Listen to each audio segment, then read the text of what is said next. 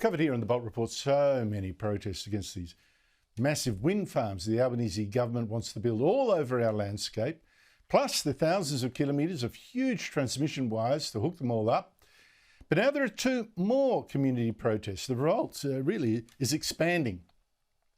Let me start with the one against the wind farm with 33 turbines, a quarter of a kilometre tall, that's planned for Victoria's beautiful Strzelecki ranges.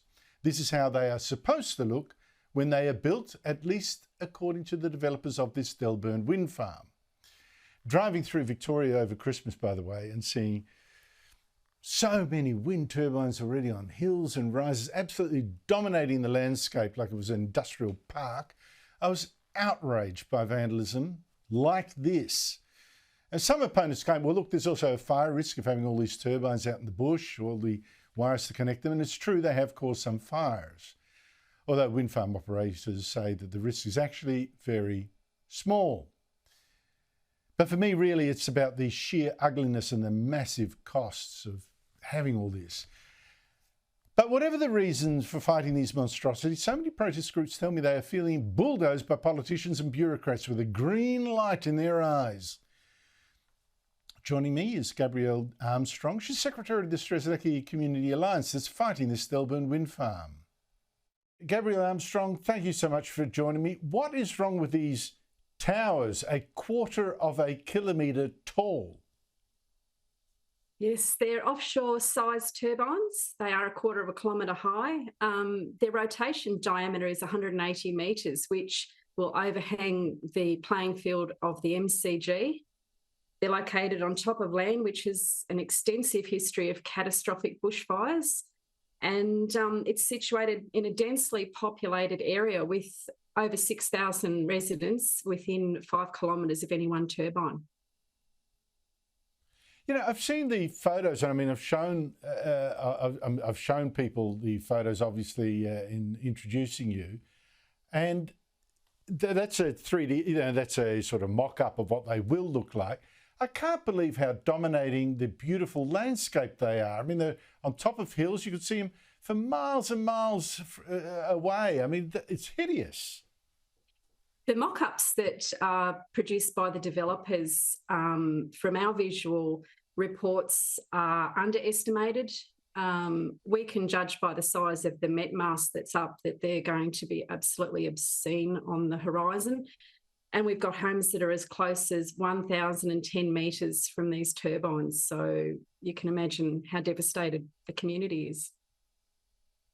So when I show their mock-up of what they produce to show you what they would look like when they're built, you're telling me it's actually worse than that. They're going to look much taller than that. Oh, absolutely. We've done comparisons between the height of the met mast and the visual pictures that were presented at the panel report, and the turbine size as they put them up is significantly lower than what the met mast is, and it is the height of the nacelle or the centre of the turbine. So we know that they're going to be at least another 90 metres taller than that. Oh, hello. What? Some trickery going on here. How many locals are against what's being built there? Submissions to the panel, the panel received over 700 submissions, which for a wind farm is a huge number. Overwhelmingly, this community is very, very against this development. But Gabrielle, what response have you had?